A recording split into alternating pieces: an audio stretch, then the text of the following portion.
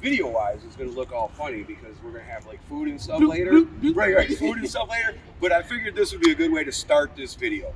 I am taking Uncool Paranoia on a revelatory Masonic expedition of downtown Lansing, Michigan. In a state that I've lived in all my life. Yeah, I'm showing some things that people just don't know about here. So, you can see the Capitol is right here. This is the famous Christmas balls of downtown Lansing. Like, everybody takes their pictures in front of the balls. But yeah, that right there is where the very first, it was called Operation Gridlock, is what I think you're going to refer to later. The protests that started in Lansing. Yeah, the very first one was a grassroots, started on Facebook, supposedly organic, and it's actually led to political candidates coming forward and running and stuff like that. So it is really interesting to look at what Operation Gridlock definitely propelled a few new politicians, careers that are still thriving to this day from the Facebook groups that started from all those protests. Yes. Because I was literally in one of those Facebook groups just because I was curious. Right. I just wanted to know if it was real, what was going on. Right. So not knowing it was going to have major significance. The group had grown so large within 3 days. Yeah. Are you talking about Stand Up Michigan? Yeah. Yeah, that was Kevin Spinner ran that group, and then Garrett Soldano got involved with it. Running. And there was some snake oil stuff that happened behind the scene, and people got pushed out. And personally, I like Ryan Kelly, but I don't get into politics like that. Absolutely. Neither do I. I was just curious as to know what was going down. Yeah, well, what was going on. Like I said, it's going to be a little weird in the edit because we're going to go have lunch that we've already had. Right. But yeah, we're going to be seeing some things today, and we're just, let's say we're starting here, even though we didn't really start here. So on to the next one. Yeah. Okay, guys. Mo Tibber, Nightcap with Nancy, Uncool Paranoia, Arts Bar, Arts Pub, Lansing, Michigan. We're starting our tour today. I'm going to be showing Uncool some things that a lot of people don't know. So, but we're going to start here getting some food because we hungry. Right? I'm so hungry. So it's until 12 noon and we have not eaten yet. And this is one of the only spots is just so happen to be open on Christmas Day because we're the weird ones and don't really do the Christmas thing. Right, so. and it's one of the best places to eat in Lansing. So we'll be back. See ya. So here we are in the actual Arts Pub in Lansing, Michigan.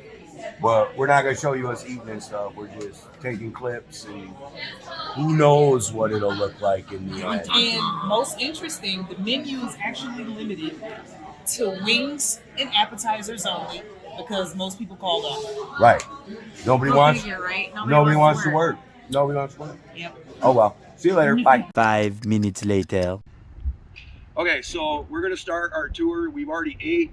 I'm going to be teaching Uncool Paranoia some just interesting, very interesting things about Michigan and Lansing, Michigan in general. We're starting here at the statue of George Washington, as you can see, in full Freemasonic regalia. We are at the Elliott Larson State Office Building. This is just a random office building in downtown Lansing. Downtown Lansing, first fact that we're going to have on this tour is that downtown Lansing's area code is 48933. So this area that we're in, the area code, the zip code, I'm sorry. The zip code is 48933.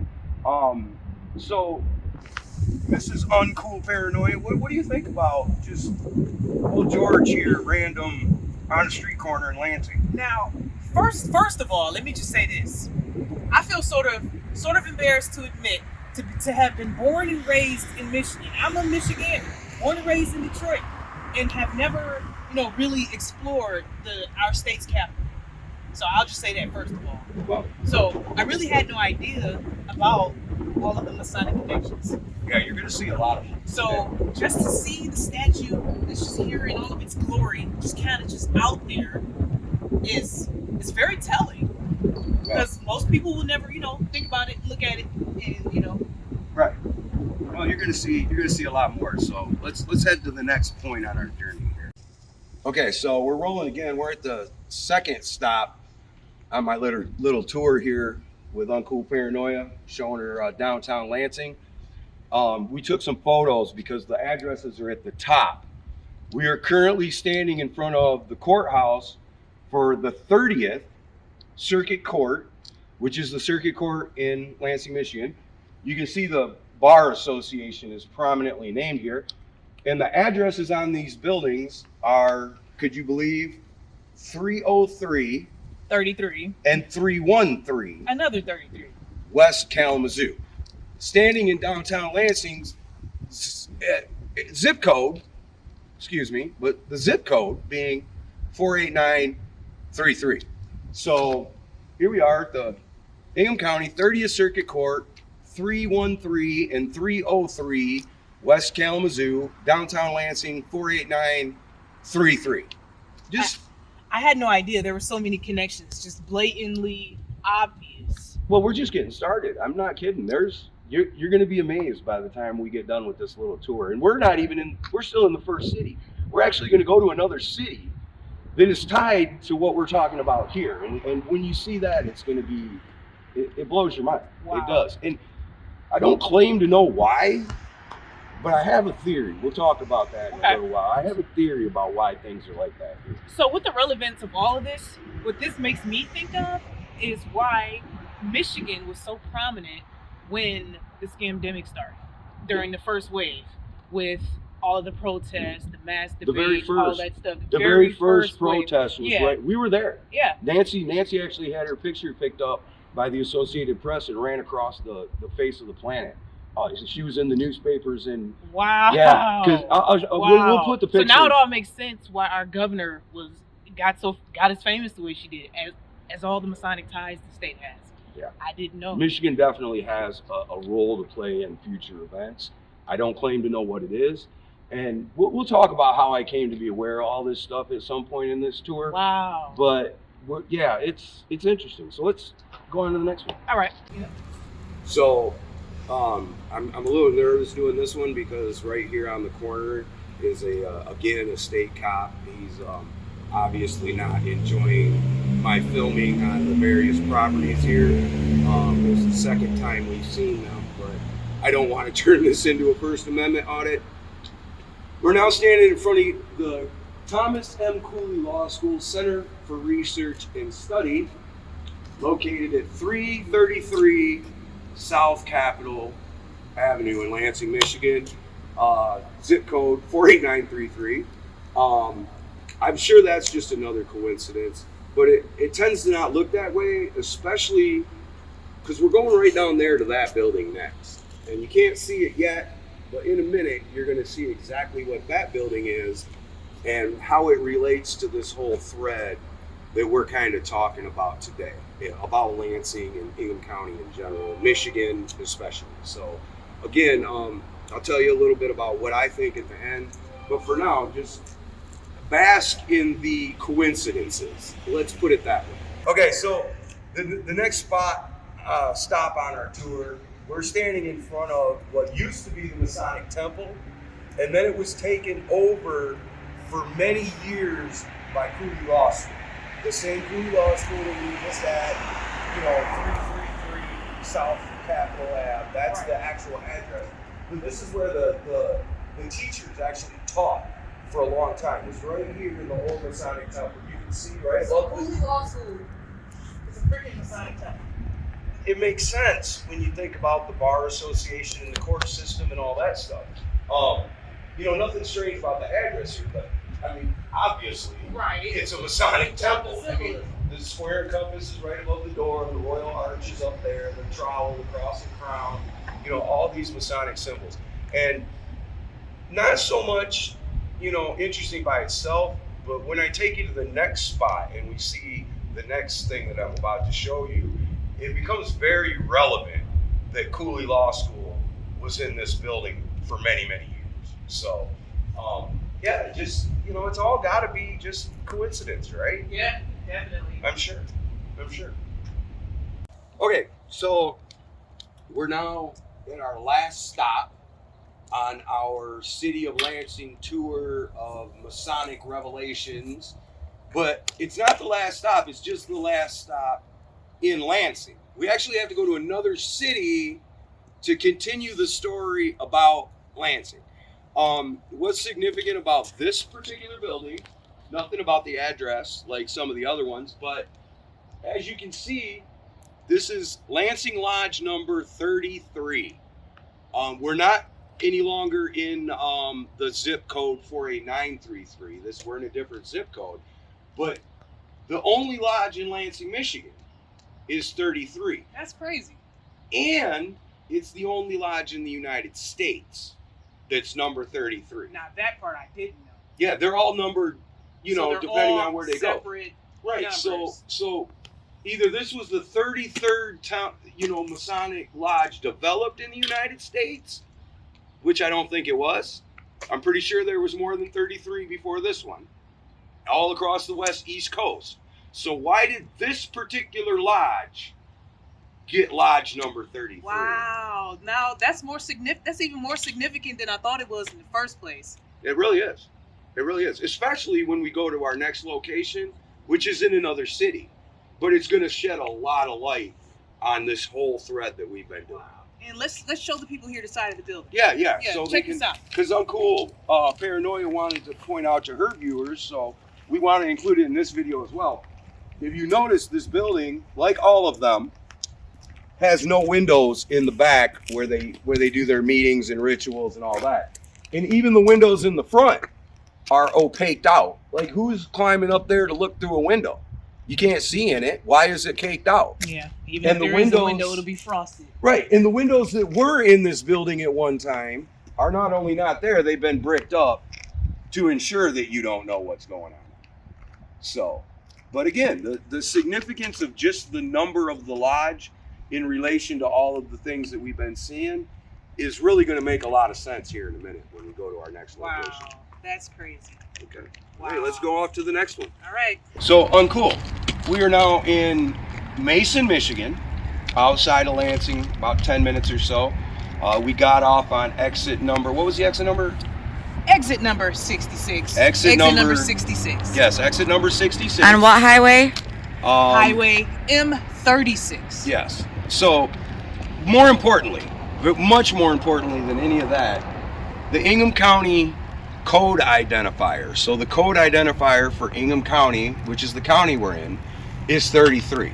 And behind us is the Ingham County Sheriff's Department, the district court building, the drain commission, all of those offices, because in Ingham County, the county seat is in Mason, Michigan. That, other than meaning that the first two numbers on each Ingham County Sheriff's Department vehicle is 33, on top of that, and this is Google, easily verifiable on Google, I'll put a graphic up so you guys can see it, but did you know that out of the 48 states in the contiguous United States, Ingham County, where we are, is the only one where the capital city is not also the county seat, and it just so happens the county seat is in Mason, Michigan. Mason, Michigan. Ostensively, or however you say it, it's supposedly named after a guy named Stephen T. Mason, who was the first governor. The typical historical cover-up. Right, the typical, this is the story we want you to know. Absolutely. Nothing to see here. Right. I mean, I'm sure all of this is coincidence, and there's nothing tying it all together. It's all in your head, Neil. It's all in your head, Neil. Right, yes, this is not nothing to pay attention to. But we will talk about that in a minute. I have one more stop out here in Mason I'd like to show you, and then we'll discuss maybe why I think some of these things. Yeah, we've got a few theories, a few thoughts as to why all of this is significant, why it's all the way it is, how information will be made clear to us later times, and this is exactly what's happening right now. Yeah, I think so. It's all coming together. I think so. And it's crazy, guys. So stick with us. Like you've been saying, Michigan was like prominent when things first jumped off, and then it kind of quieted down, and nothing really happened. You know what I mean? Yeah. The governor's not like I seen an article recently about Whitmer and how she didn't put a new mask. first of all, she can't because they stripped her of that power supposedly. But I think that there's more to Michigan than what people are. There's definitely more more than what they think. to Michigan than what people think. And we'll get into that. Yeah. So let's go on to the next Talk spot. about it. We're gonna... Okay. So, Mrs. Paranoia, Miss Paranoia, Ms. Paranoia. No one has ever called me that before. I like it. Miss Paranoia. It's so much better than Uncool. So this is our last stop.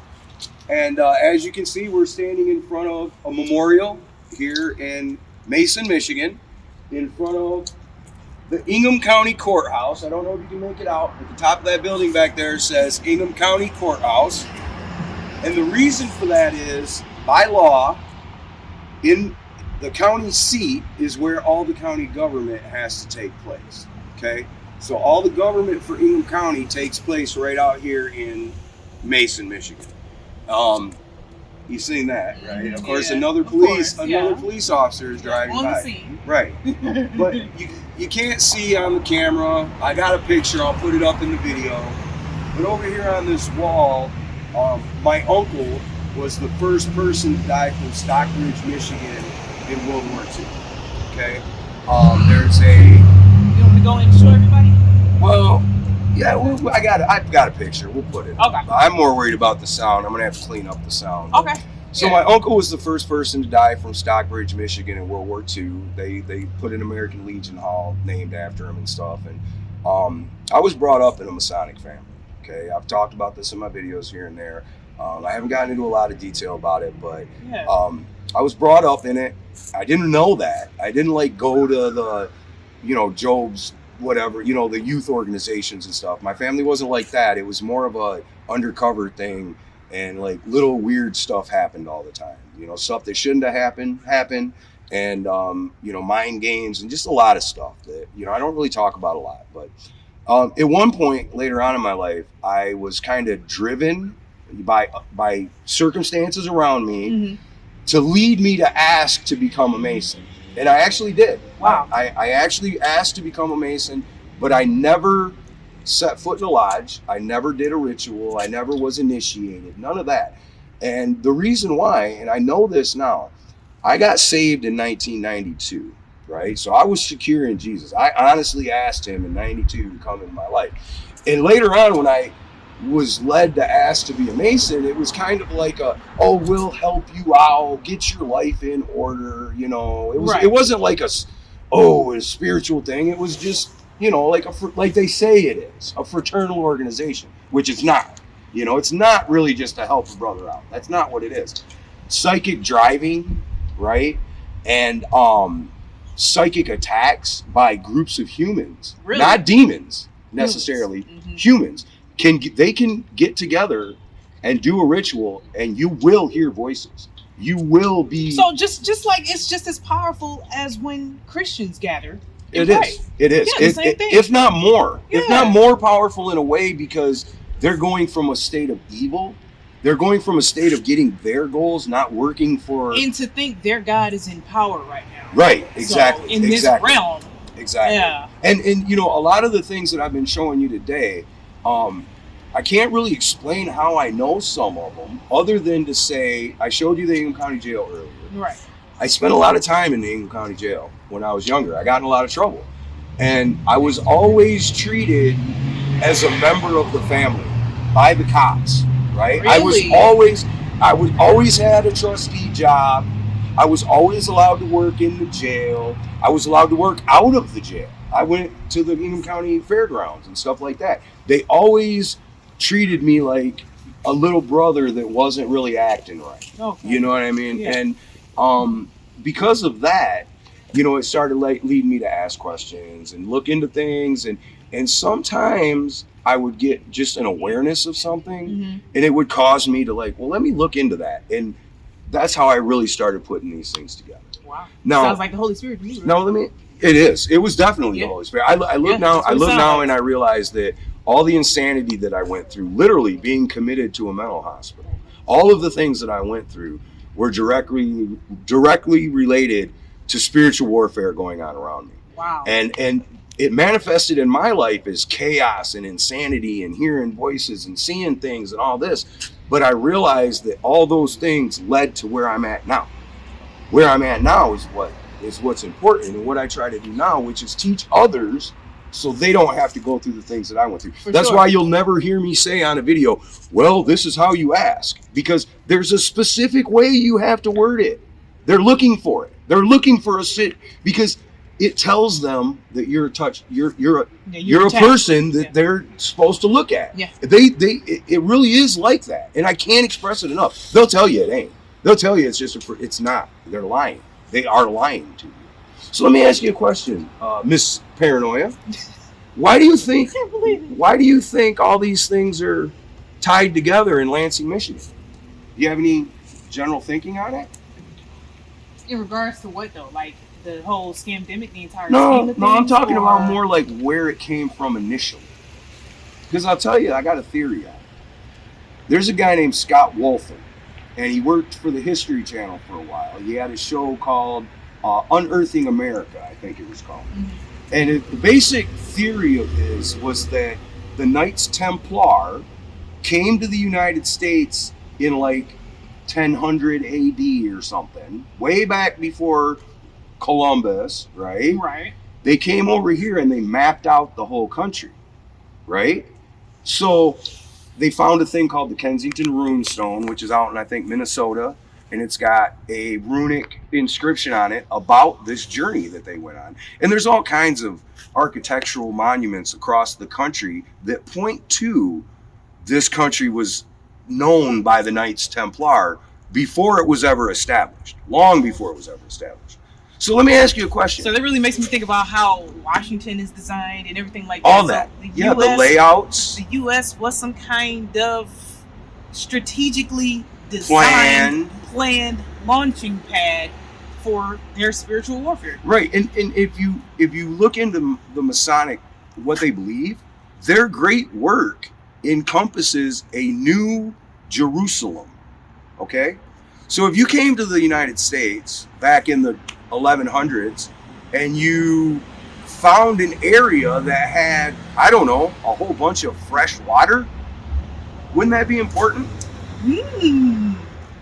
It definitely sounds like the plot of a TV show. Remember the TV show V? I do. That's why they came for the fresh water. The water. Yeah. Mm-hmm. That was actually one of my favorite shows. You know, it was so good. I loved it. Yeah. I loved it. It was so very telling. So basically, my thinking is that the United States was set up to fall, to bring out the NWO. So is there an inverted version of the New Jerusalem? It is. They think They think that they're going to create heaven on earth, and the new their utopia, and the New Jerusalem. They believe, is going to be in Michigan. It's going to be Lansing, Michigan, and that explains why the lodge is 33, why the county code identifier is 33.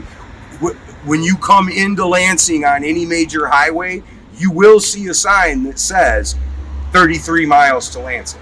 I promise you. So they're all measured. Yeah. In the same distance. Yeah. And I'll tell you something else. Really interesting fact, and I learned this in college when I went to school the first time. There in Michigan, when they did the initial survey of Michigan, they started on both sides of the state, right? And they've got Baseline Road and they've got Meridian Road, or however it goes. One's Baseline, one's Meridian, right? And because they started on different sides of the state, when they met in the middle, they were off, right? Right.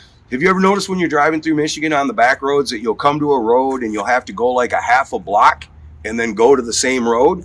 It'll like jig over? Yep. That's why. Because when they did the initial layout of Michigan, it was offset, supposedly, when they met in the middle. Now, whether that was a planned thing or not, I don't know. Mm-hmm. I don't know if there's more to that or not. I just know that everything that I've shown you today about Lansing, Mason, Michigan in general, which, by the way, I just looked up, Detroit is the largest Masonic lodge in the world. Not in the United States. I had no idea about that, how significant that was. Yeah, and it's right here in Michigan, which, by the way, the capital of Michigan used to be Detroit before it was moved to Lansing. Way back in the 1800s, when Michigan was first declared a state, the capital originally sat in Detroit, and now it sits in Lansing. Which, if you look at the Lodge Highway in Detroit, Absolutely. the largest Masonic temple in Detroit, I mean, so then again, we're back to why Michigan? Why Michigan? Why is Michigan so important? And I really do think that it comes down to the fresh water and their plans. Because again, I showed you on the way out here all the stack and pack going out towards East Lansing, all the stack and pack buildings that are going up. And then the black lights on the highway. And the black lights on the highway. If you look at the Agenda 21 maps, it's clear that this is a corridor. This is one of their transport hub corridors where they're going to allow people to live. Wow. Allow. Hear that, folks? Allow. This is, I'm not even sure if we can talk about this on YouTube anymore. Right. Like, this is Agenda 2030 language. Right. Pretty much. Which, by the way, let me clarify that. Sustainable development. Yes, there you go. Let me clarify that for the viewers, because there's a lot of confusion about, Agenda 2030 versus 2050 versus 21. And this is the way it works. The sustainable development goals for the 21st century is the overarching plan for 100 years. That's Agenda 21. That's 21 as the umbrella. In that plan, there's benchmarks, which are Agenda 2030 and Agenda 2050. By the way, at the last United Nations General Assembly, the secretary put out like a 9-page document notifying everybody that the Agenda 2030 benchmark has now been moved to 2023. 23. So basically, guys, we got about 2 years before the neck really gets the boot. Me and Uncool here, we have some differences of opinion sometimes. For whom the bell tolls. Remember that. No, but, some people don't think that we're in the tribulation. Some people do think we're in the tribulation. I am a personal believer that we are. I think that we're about 2 years into it. Yeah, I think we're in it. I think we're about 2 years into it. I think we're knee deep. It's going to be a slow revealing of. Eventually, it's going to be obvious who the man is, But now we're all kind of. It could be this guy. It could be that guy. Eventually, it'll be clear. I think that's kind of. It is of my personal belief that he's here. Yeah. Now. Yeah. Operating. For sure. Calling the shots. The whole we got to speak in code a little bit, but the whole control grid network, we know what we're talking about. Yeah. How many fingers you got on your hand with a big G behind That's it. 5, a seventh letter of the alphabet thing. That's it's funny because they ridicule people. And it's like, no, it doesn't cause anything, but it is the control grid. Absolutely. It's how they're going to manage everything. And if you look into the Internet of Things and the Internet of Bodies, both, you can Google them both. Plain as day, they're right there. Right there. They plan on knowing everything all the time about everything. A piece of lettuce, they want to know what field it came from. Now you see, Satan wants to be like the Creator. Yep. And he can't. He can't. He cannot create anything. He can only mimic and what's distort. already been created. Mimic, distort, Yep. coerce, And destroy, lie about it, whatever. Everything will be tracked, traced, databased, tagged, measured. Facts. Just so he can.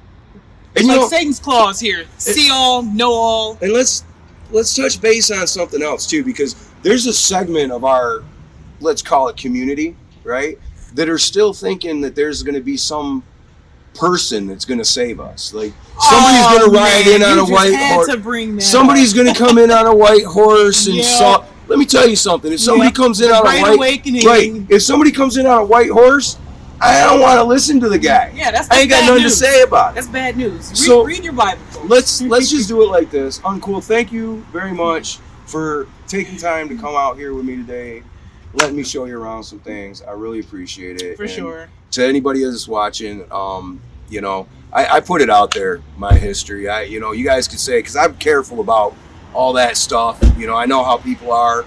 And I'll tell you where I come from. That's who I was in that for a hot second. When I was a kid, I was brought up, but it never went nowhere. It just never was something that it freaked me out, man. It freaked me out. When you start hearing voices and seeing things and your life goes right downhill it's like, now this ain't nothing I want to be involved with. So he's describing a legit experience, a legit example of spiritual warfare that a lot of people like to ignore. Yeah. That's very real. The spiritual realm is very real. It is. And certain things we say, even down to the words that we say, the things that we do, opens us up, open doorways. It gives does. them permission to operate in our lives. Words have power. Period. Words have power, and you know, we won't get into a big essay Absolutely. on the 'Cause law we can go and all forever. that, but just know that, Yeah. that if you think before you speak, and you are slow to wrath, and like the Bible says, Absolutely. you'll be a lot better off in this Absolutely. life and the next one. So Yep. we love y'all. There ain't nothing you can do about it.